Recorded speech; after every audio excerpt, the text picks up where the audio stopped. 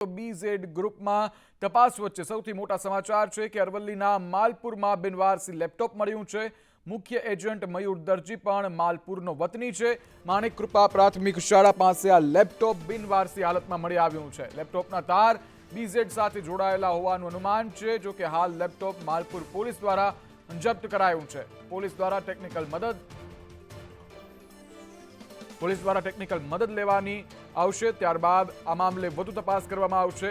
અરવલ્લીના માલપુરના રઘુનાથપુર રોડથી બિનવારસી લેપટોપ મળી આવ્યું છે। માણેક કૃપા સ્કૂલ સામે કેનાલ પાસેથી આ લેપટોપ મળ્યું છે। બીઝેડના કરોડોના કૌભાંડ વચ્ચે તૂટેલું લેપટોપ મળી આવ્યું છે। બીઝેડ કૌભાંડમાં ઝડપાયેલા મુખ્ય એજન્ટ મયુર દરજી પણ માલપુરનો વતની છે। જો કે હાલ લેપટોપ માલપુર પોલીસ દ્વારા જપ્ત કરવામાં આવ્યું છે। પોલીસે જાણવા જોગ ફરિયાદ આધારે તપાસ હાથ ધરી છે। જે માલપુરનો એજન્ટ મયુર દરજી કે જે અત્યારે પોલીસ હિરાસતમાં છે, ત્યારે એની દુકાનથી લગભગ 200 મીટર દૂર સુધી એક તૂટેલું લેપટોપ બિનવારસી હાલતમાં મળી આવ્યું છે। દ્રશ્યમાં આપ જોઈ શકો છો કે આ જે લેપટોપ છે એ તૂટેલી હાલતમાં જે મયુર દરજીની જે દુકાન છે ત્યાંથી 300 મીટર દૂર એટલે કે રઘુનાથપુર રોડ માણેક કૃપા સ્કૂલ છે એ સ્કૂલ પાસેથી બિનવારસી હાલતમાં મળી આવ્યું છે। ત્યારે હાલ બીજેડ ગ્રુપના જે કારનામાં જે કંઈ કૌભાંડ છે જેને લઈ અને ચકચારી ઘટનાઓ થતી રહી છે, ત્યારે એવી પરિસ્થિતિમાં હાલના સમયમાં આ જે તૂટેલા લેપટોપનું મળવું એ ક્યાંક ને ક્યાંક આ કૌભાંડની અંદર સૂચક માની શકાય એ પ્રકારનું જણાઈ આવ્યું છે। જે મુખ્ય એજન્ટ છે એ પણ પ્રોપર માલપુરનો વતની છે। ત્યારે માલપુરના માણેક કૃપા સ્કૂલ આગળથી એક બિનવારસી તૂટેલી હાલતમાં લેપટોપ મળી આવ્યું છે। દ્રશ્યમાં જોઈ શકો છો કે આ માણેક કૃપા શાળા આવેલી છે। માણેક કૃપા શાળાની અંદર કેટલાય વિદ્યાર્થીઓ અહીંયા હાલ અભ્યાસ કરતા હોય છે। ત્યારે આ જે શાળા છે એ શાળાની બિલકુલ સામેની બાજુ એટલે કે રઘુનાથપુર રોડ ઉપર જે કેનાલ છે એ કેનાલની બાજુની અંદર આ જે જગ્યા છે એ જગ્યા ઉપરથી તૂટેલી હાલતમાં બિનવારસી લેપટોપ મળી આવ્યું છે। એક તરફ લેપટોપ અને કોમ્પ્યુટર પર કેટલાય હવાલા હોવાનું CID ક્રાઇમ એ આશંકાના કારણે તમામ લિટરેચર સાહિત્ય પણ ગાંધીનગર તપાસ અર્થે લઈ ગઈ છે। એવા સંજોગોમાં માલપુરમાંથી જ અને જે મયુરની દુકાન છે ત્યાંથી થોડાક જ અંતરે આ જે તૂટેલું લેપટોપ મળી આવ્યું છે। તો મોરબીમાં જિલ્લા પોલીસ વડાની અધ્યક્ષતામાં કોમ્બિંગ હાથ ધરાયું। સિટી A અને B ડિવિઝન વિસ્તારમાં પોલીસ કોમ્બિંગ જોવા મળી। પબ્લિક સલામતી, ટ્રાફિક અને મિલકત અને શરીર સંબંધી ગુનાઓ રોકવા માટે કોમ્બિંગ કરવામાં આવ્યું। ડીવાયએસપી 4 PI 17 PSI 150 પોલીસ કર્મી સાથે આ કોમ્બિંગ હાથ ધરાયું। જ્યારે રાહુલ ત્રિપાઠી જિલ્લા પોલીસ વડાએ ટ્રાફિક નિયમો પાલન કરવા માટે સૌ કોઈને અનુરોધ કર્યો। મોરબી જિલ્લા પોલીસ દ્વારા અલગ અલગ જે પોલીસ સ્ટેશનો છે એમાં જે જાહેર જગ્યાઓ છે એના ઉપર પબ્લિકની સલામતી, ટ્રાફિકના એન્ફોર્સમેન્ટ, મિલકત સંબંધી તેમજ શરીર સંબંધી જે ગુનાઓ બને છે એને અટકાવવા માટે તેમજ જે ગુનો બની ગયા છે એને શોધી કાઢવા માટે આ પ્રકારની જે એક્સરસાઇઝ છે એ સમયાંતરે હાથ ધરવામાં આવે છે।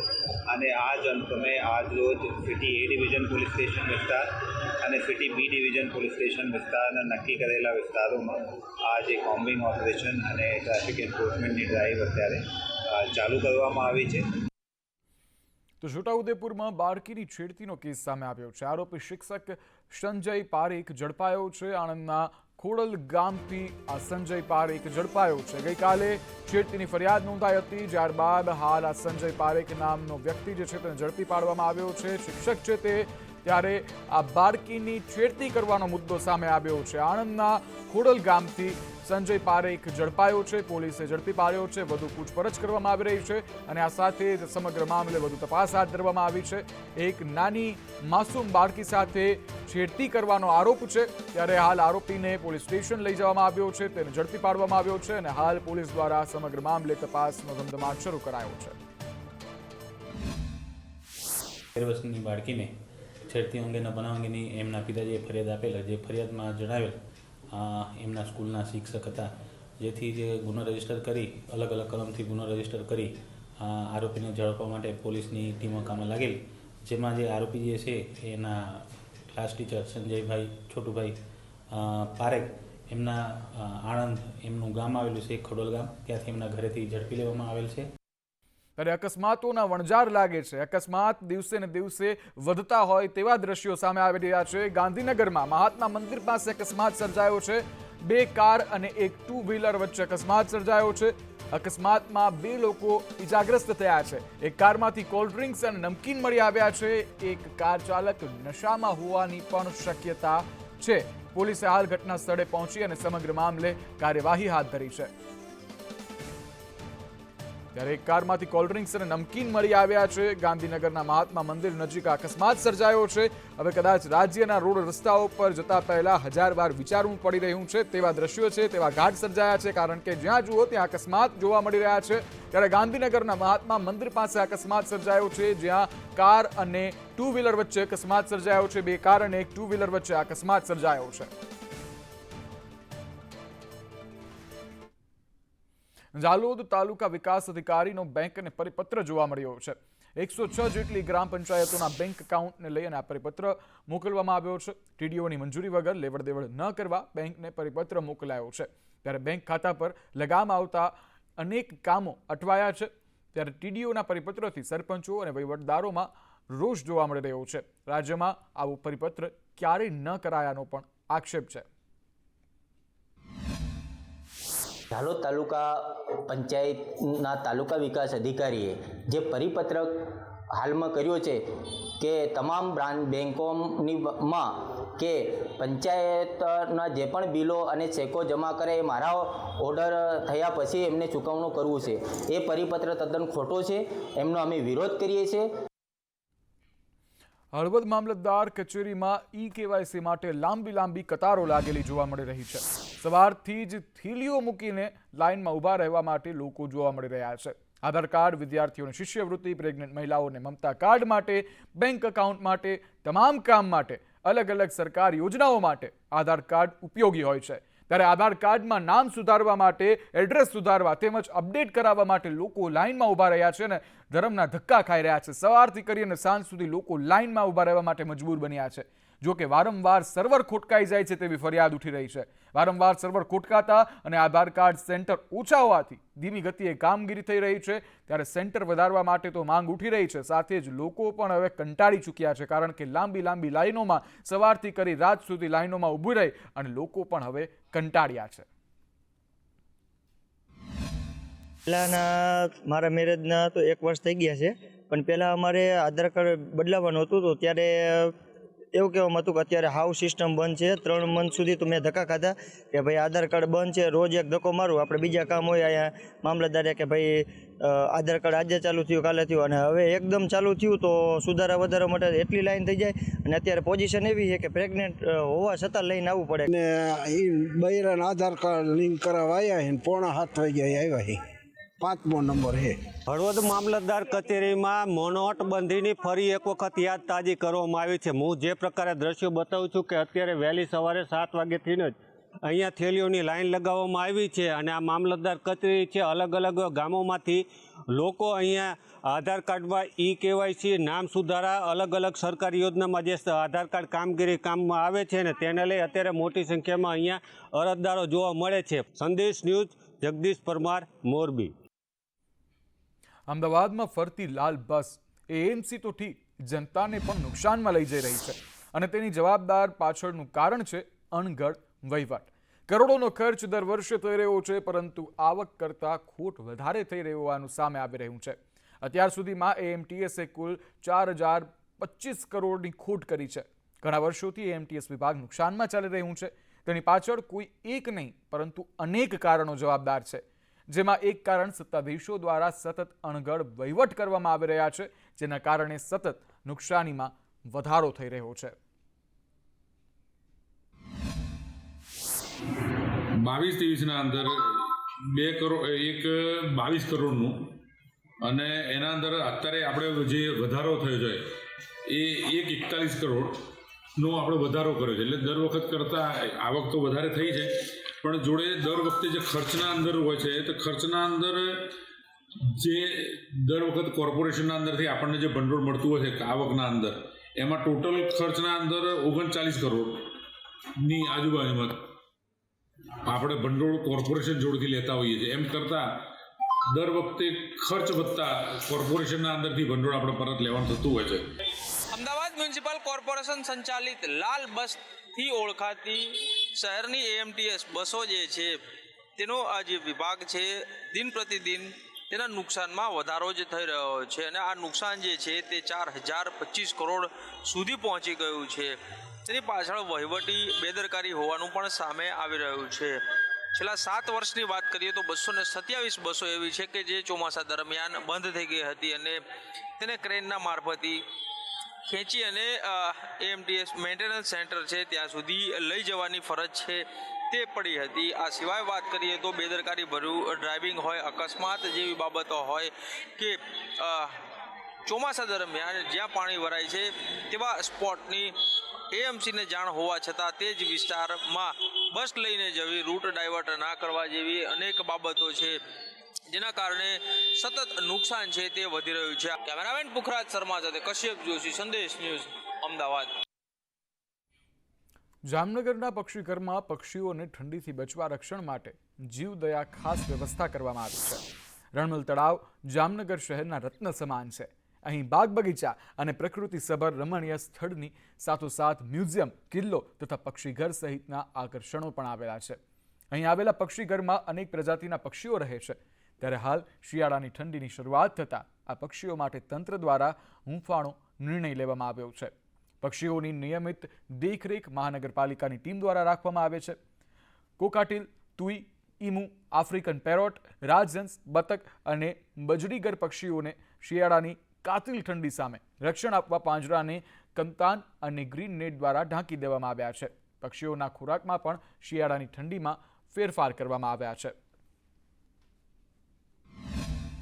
જામનગર મહાનગરપાલિકા દ્વારા રણમલ તળાવમાં એક સિટી મ્યુઝિયમ બનાવવામાં આવેલ છે. તેમાં નાનકડું એક પક્ષીઘર પણ છે. દર વર્ષે શિયાળામાં એ પક્ષીઓને ઠંડીથી બચાવવા માટે વહેલી સવારે તેમજ સાંજના ભાગમાં છે પક્ષીઓના કેજને અમે પડદાથી ઢાંકી દઈએ છીએ ઠંડા પવનથી બચવા માટે, તેમજ પક્ષીઓને ઠંડી ન લાગે તેના માટે એના કેજમાં છે અમે નાના માટલા મૂકીએ છીએ. એ પક્ષીઓ ઠંડીથી બચવા એ માટલામાં બેસી જતા હોઈએ છે.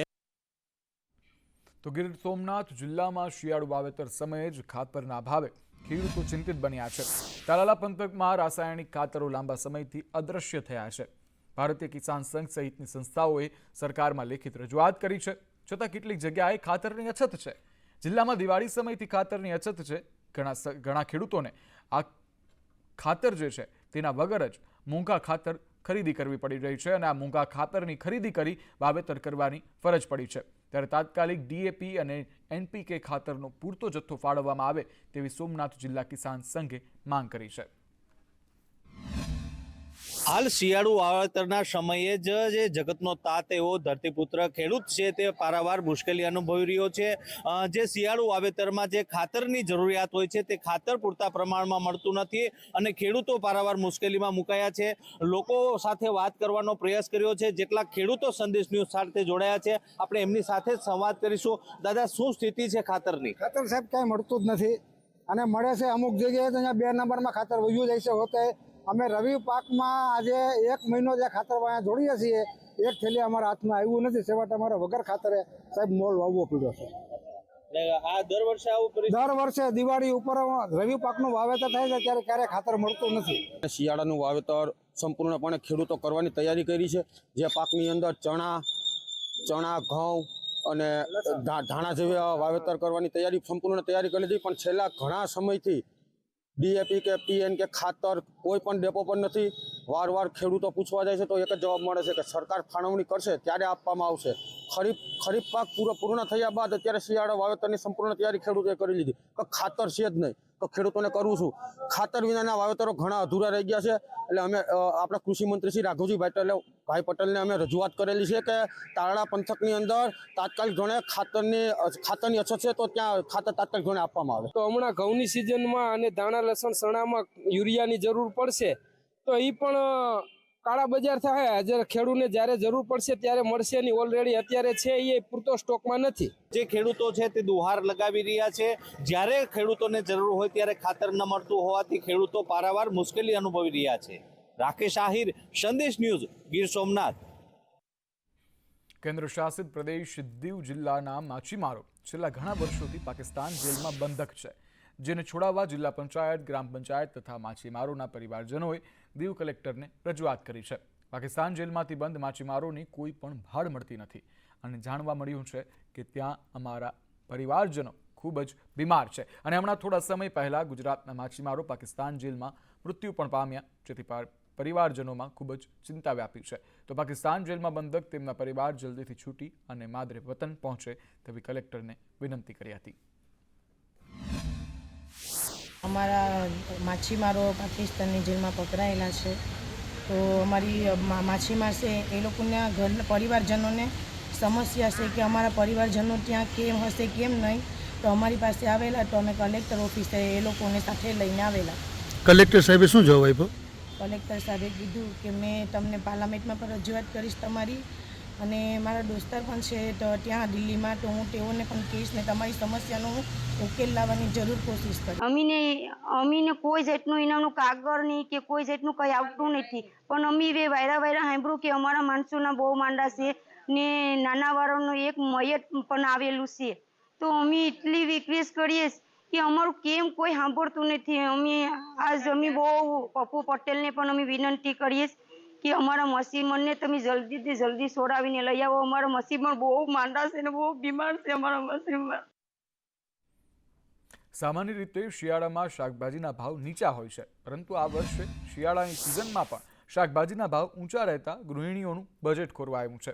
ગૃહિણીઓ ઊંધિયું, લીલા ચણાનું શાક તેમજ પાઉંભાજી સહિતના વિવિધ વાનગીઓ વિશેષ બનાવતી હોય છે, પરંતુ શાકભાજીના ભાવ ઊંચા રહેતા થાળીમાંથી લીલા શાકભાજી ગાયબ થયા છે. હાલ જામનગરમાં શાકભાજીના ભાવ જોઈએ તો લીલી હળદરનો ભાવ ₹100 ને અંબી ગયો છે, તો બટેટા, ટમાટા, ભીંડો, ફુલાવરના ભાવ ₹40 થી 45 વચ્ચે હોય છે, જ્યારે લીલી મેથીના પ્રતિ કિલોના ભાવ ₹50 છે. વેપારીઓનું કહેવું છે કે હાલ શાકભાજી બહારથી આવે છે. જામનગર આસપાસ ઓછું વાવેતર હોવાથી શાકભાજીની આવક ઉપર સીધી અસર પડી છે. વળી કમોસમી વરસાદ બાદ ઘણી જગ્યાએ શાકભાજીના પાકનું ધોવાણ થતાં માંગ કરતાં પુરવઠો ઓછો હોવાથી શાકભાજીના ભાવ ઊંચા છે. ત્યારે આ અંગે ગૃહિણીઓનું શું કહેવું છે તે સાંભળીએ. જેમ કે ટમેટા, ફ્લાવર છે, વટાણા છે, જે અત્યારે બધું સસ્તું મળવું જોઈએ, પણ આદુ, લીંબુ બધાના ભાવ અત્યારે ઉનાળા પ્રમાણે જ છે. અત્યારે બધા શાકભાજી સસ્તા મળવા જોઈએ, પણ આ શાકભાજી એટલે ને એટલે મોંઘવારી દિવસે દિવસે આ વધે છે. અત્યારે ઘટવાને બદલે ભાવ એટલા ને એટલા રહે છે, ઓછા થતા જ નથી આના ભાવ. તો અત્યારે ગૃહિણીનું બજેટ એટલું ખોરવાઈ રહે છે કે શાકભાજી મોંઘા હોવાથી બહુ જ પરેશાની આવે છે. શાકભાજીનો ભાવ સખત છે અત્યારે. ઉનાળામાં જેટલો છે એટલો શિયાળામાં છે, તો અમે ઊંધિયું નથી ખાઈ શકતા અમે કે કઈ રીતે અમે ખાઈએ. આમાં તો એટલો ભાવ લીંબુનો છે, ટમેટાનો છે, મરચાંનો છે, તો કઈ રીતે કરી? ઓછું જે આવક હોય તો અમે કઈ રીતે ઘર હલાવી શકીએ? એટલું બધું મોંઘવારી વધી ગઈ છે ને કે જનરલી લેડીઝને પૂરું નથી પડતું, એટલે લેડીઝને બહાર જોબ કરવા જવું પડે છે. આજે એને કેટલી મુશ્કેલી છે કે એને ઘર પણ હલાવવું ને બહાર જોબ પણ કરવા જવું, છોકરાઓને સંભાળવા, બધું એટલું બધું મોંઘું થઈ ગયું છે ને. લસણ જો જે દરરોજ જોઈએ છીએ આપણે, કોથમરી છે, મરચાં છે, લીંબુ છે, જે દરરોજ આ રેગ્યુલર સ્ત્રીના ઉપયોગમાં, ઘરના ને બધાના ઉપયોગમાં લેવાનું હોય છે, એના ભાવ એટલા બધા છે ને કે પૂરું નથી પડતું. ટોરેન્ટ ગ્રુપના મહેતા પરિવાર દ્વારા સંચાલિત UNM ફાઉન્ડેશન દ્વારા અભિવ્યક્તિ ધ સિટી આર્ટ્સ પ્રોજેક્ટની 6ઠ્ઠી આવૃત્તિનું આયોજન કરાયું છે. આજે આ કાર્યક્રમમાં અનુભૂતિબાઈ રૂચા અંજારિયાનું પરફોર્મન્સ યોજાયું, જેમાં ક્લાસિકલ ફ્યુઝન અંતર્ગત પરફોર્મન્સ યોજવામાં આવ્યું. ઉલ્લેખનીય છે કે વર્તમાન આવૃત્તિના મુલાકાતીઓની સંખ્યા 1 લાખના આંકડાને વટાવી ગઈ છે. આ પ્રોજેક્ટના માત્ર 10મા દિવસે જ આ નવો રેકોર્ડ બની ચૂક્યો છે. શનિવારે એક દિવસીય ફ્લિપ બુક એનિમેશન વર્કશોપનું આયોજન કરવામાં આવ્યું હતું.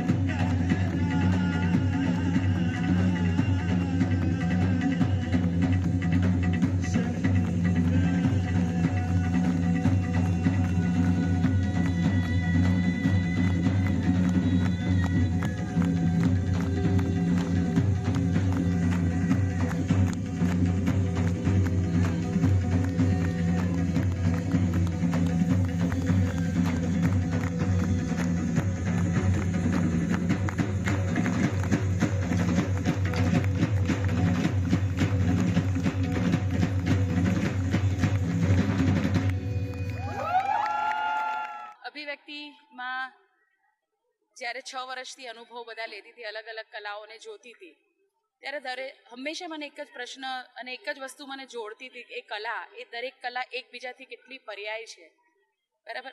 ખાલી ટેકનિક ને એનાથી પર્યાય છે, પણ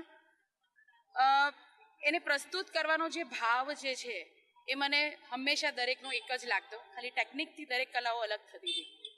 એટલે એ અનુભૂતિ મને અહીંયાથી પણ મળી, પ્રેરણા મળી અનુભૂતિની. અને આ કન્સેપ્ટ પાછળ હું છેલ્લા 1.5-2 વર્ષથી ખાલી વિચારણાઓ ચાલતી હતી કે કેવી રીતે આને પ્રેઝન્ટ કરું.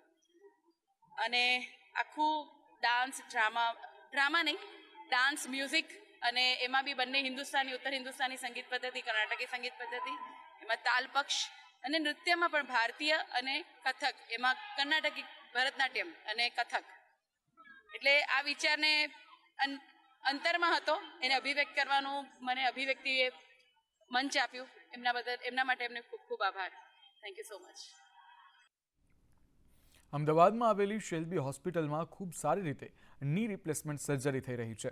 હવે તેમના દ્વારા સર્જરીની ટેકનિક, નવા સાધનો અને ક્વોલિટીમાં વધારો થાય તે મુજબ સારવાર ચાલુ કરવામાં આવી છે.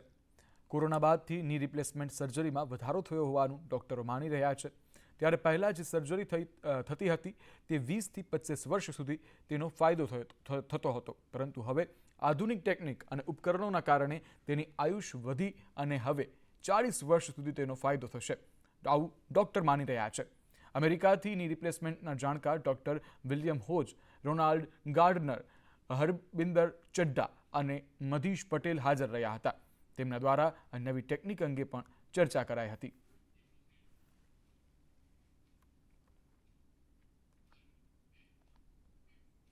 મુખ્યમંત્રી ભૂપેન્દ્ર પટેલે ચારુસેટ યુનિવર્સિટીના કેમ્પસમાં કાર્યરત વિવિધ વિદ્યાશાખાની મુલાકાત લીધી અને વિદ્યાર્થીઓનું અભિવાદન ઝીલ્યું.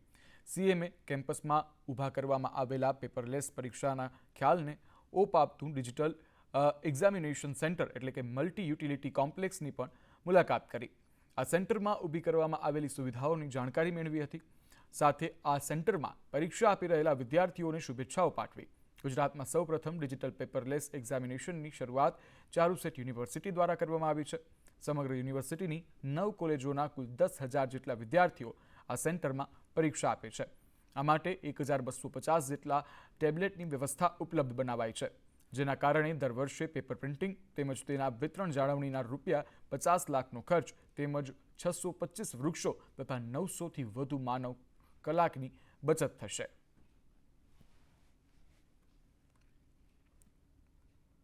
કેન્દ્રીય રેલવે મંત્રી અશ્વિની વૈષ્ણવ સુરતની મુલાકાતે છે. Bullet train manufacturing team staff સાથે તેઓએ મુલાકાત કરી. Bullet train track slab manufacturing ફેક્ટરીનું પણ નિરીક્ષણ કર્યું. यहाँ पर गुजरात में सूरत के पास में किम में अपने देश की सबसे बड़ी ट्रैक स्लैब फैक्ट्री और आज की तारीख में दुनिया की सबसे बड़ी ट्रैक स्लैब फैक्ट्रीज में से एक ये फैक्ट्री है. और बहुत अभी पूरा सारा काम देखा. जो हमारे कारीगर यहाँ पे काम कर रहे हैं उनके स्किल लेवल बहुत हाई है. जो मेजरमेंट और कंप्लीट वैलिडेशन कर रहे हैं, टेस्ट और चेक कर रहे हैं, उनका भी स्किल लेवल बहुत हाई है. बहुत अच्छे स्टैंडर्ड्स मेंटेन किए हुए हैं. સુરતમાં પ્રાથમિક શાળાને વોકેશનલ કોર્સની મંજૂરી મળી છે. 31 ખાનગી પ્રાથમિક શાળાને આ મંજૂરી આપવામાં આવી છે. 9મા ધોરણથી આઈટીના વોકેશન કોર્સની શરૂઆત થશે. શૈક્ષણિક વર્ષ 2024-25થી કોર્સ શરૂ કરાશે, ત્યારે 9થી 12મા ધોરણ સુધી વિદ્યાર્થીઓ કોર્સ કરી શકશે. સાથે આજે સાચા અર્થમાં બાળકો સ્કિલ બેઝ એજ્યુકેશન મેળવશે. સમાજને આજે ડૉક્ટર, એન્જિનિયરની જરૂર નથી, પણ આજે જ્યારે સમાજમાં સારો સુથાર, સારો પ્લમ્બર, સારા બ્યુટિશિયન જ્યારે શોધવા જઈએ છીએ ત્યારે મળતા નથી. તો આ જે શિક્ષણ બાળકોને મળવાનું છે આઈટીનું, એ શિક્ષણની સાથે એક સ્કિલ પણ મળશે. 10th સ્ટેન્ડર્ડની અંદર જ્યારે બાળકો આ વિષય તરીકે લેશે ત્યારે આઈટીઆઈ સમકક્ષ વિદ્યાર્થીઓને લેવલ 2નું સર્ટિફિકેટ મળશે. સુરતની 31 શાળાઓની અંદર જે સેલ્ફ ફાઇનાન્સ શાળાઓ છે તેને વોકેશનલ કોર્સ શરૂ કરવા માટેની મંજૂરી ગુજરાતમાં સૌપ્રથમ આપવામાં આવી છે.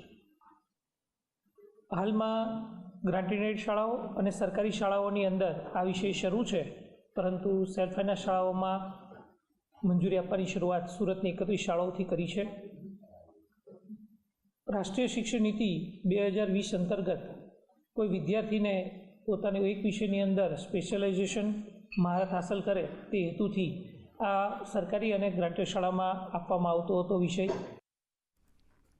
વડોદરાના આજવા રોડ ખાતે આવેલી પંડિત દીનદયાળ ઉપાધ્યાય ઓડિટોરિયમમાં ગતિ શક્તિ યુનિવર્સિટીનો દ્વિતીય દીક્ષાંત સમારોહ યોજાયો, જેમાં યુનિવર્સિટીમાં અભ્યાસ કરતા અને ઉત્તીર્ણ થયેલા 239 વિદ્યાર્થીઓને સાંસદ ડોક્ટર હેમાંગ જોશીના હસ્તે ડિગ્રી સર્ટિફિકેટ આપી સન્માનિત કરવામાં આવ્યા હતા.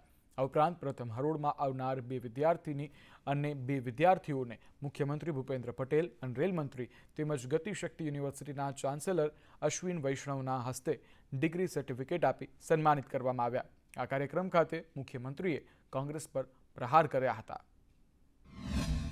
ગતિશક્તિ વિશ્વવિદ્યાલય એના માટે જગ્યાની જે વાત હતી તો 31 એકર જગ્યા ગુજરાત સરકાર આપશે અને વર્લ્ડ ક્લાસ આ વિશ્વવિદ્યાલય બને એના માટેનો પૂરો પ્રયત્ન ગુજરાત સરકાર तरफ રહેશે. बहुत खुशी की बात है कि गतिशक्ति विश्वविद्यालय में वर्ल्ड की रेनाउंड ट्रांसपोर्टेशन सेक्टर की कंपनीज जैसे एयरबस, जैसे सीमेंस, जैसे जेकब्स, ये सब कंपनीज गतिशक्ति विश्वविद्यालय के साथ जुड़कर यहाँ पर कोर्स करिकुलम को एकदम इंडस्ट्री के साथ जोड़कर इंडस्ट्री में जैसा रिक्वायरमेंट है वैसा कोर्स बने ताकि छात्रों को इंडस्ट्री में अपना योगदान पूरी तरह से दे पाए. અમદાવાદમાં આંતરરાષ્ટ્રીય પુસ્તક મહોત્સવનું આયોજન કરવામાં આવ્યું. સીએમ ભૂપેન્દ્ર પટેલે પુસ્તક મેળાનો પ્રારંભ કરાવ્યો. નેશનલ બુક ટ્રસ્ટ એએમસીના સંયુક્ત ઉપક્રમથી આયોજન કરાયું. મંત્રી ઋષિકેશ પટેલ, મેયર પ્રતિભા જૈન હાજર રહ્યા. આજથી 8 ડિસેમ્બર સુધી પુસ્તક મેળાનું આયોજન છે, ત્યારે જુદા જુદા રાજ્યોના 147 પ્રકાશનો દ્વારા 340 જેટલા સ્ટોલ જોવા મળી રહ્યા છે. પુસ્તક પ્રેમીઓ છે એમાં જે વધારેથી વધારે આપણા અહીંયાના ગુજરાતના વિશિષ્ટ સાહિત્ય પ્રેમી પુસ્તકો, લેખકો અને કલાકારોની સાથે સાથે વિદેશના કલાકારો અને લેખકોનો પણ અહીંયા પ્રાવધાન કરવામાં આવ્યું છે, જેમની સાથે જે સાહિત્ય રસિકો છે જે વિદેશી કલાકારોની સાથે વાતચીત કરી શકશે અને વધુમાં વધુ અહીંયા બાલ ફેસ્ટિવલનું પણ આયોજન કરવામાં આવ્યું છે. 18 અધ્યાય સંપૂર્ણ 400 પાનામાં કંડાળેલી આ આખા ભારતની સૌપ્રથમ પુસ્તક છે. અમે આ સરકારશ્રીનો આભાર માનીએ છીએ કે આવા આયોજનો કરી અને લોકોને વાંચન સુધી કેળવે છે. તો અમારો પણ એક કર્તવ્ય બને છે કે કંઈક સારું લઈને અમે જઈએ તો લોકો આકર્ષીને પુસ્તક તરફ કેળવાય. અમે આ 1 ઇંચથી માંડીને 6 ફૂટની પુસ્તક બનાવી છે કે જે અમે પણ એ બતાવ્યું કે કંઈક સારું કરી અને જાઓ તો લોકો વાંચે છે અને વાંચન સુધી કેળવાય, એ અમારી એક આશા છે. રાજ્ય સરકાર દ્વારા અંબાજી ધામની કાયાપલટ કરવા માટેનો માસ્ટર પ્લાન બનાવાયો છે, જેમાં અંબાજીથી ગબ્બર અને અંબાજી ધામનો ભવ્ય વિકાસ આગામી મહિનાઓમાં જોવા મળશે. અંબાજી મંદિરના શક્તિદ્વારથી ગબ્બર સતી સરોવર અને ગબ્બર સુધી વોકવે પથ ઉપર અવનવા આકર્ષણ ઊભા કરવામાં આવશે. કોરિડોર માર્ગ પર આવતા બિલ્ડિંગ અને જગ્યા ખુલ્લી કરવાની કામગીરી હાલમાં ચાલી રહી છે. અંબાજી 51 શક્તિપીઠ સર્કલથી ગબ્બર શક્તિ ચોક સુધીનો અંડરબ્રિજ બનાવવાની કામગીરી શરૂ કરાશે. આ કામગીરી દરમિયાન વૈકલ્પિક માર્ગની વ્યવસ્થા ઊભી કરવામાં આવશે. 3 ફેઝમાં મા શક્તિ કોરિડોર બનનાર છે. અંબાજી ખાતે શક્તિ કોરિડોરનું આયોજન, માસ્ટર પ્લાનિંગનું આયોજન લગભગ 1200 કરોડના ખર્ચે સૈદ્ધાંતિક મંજૂરી પણ મળેલી છે.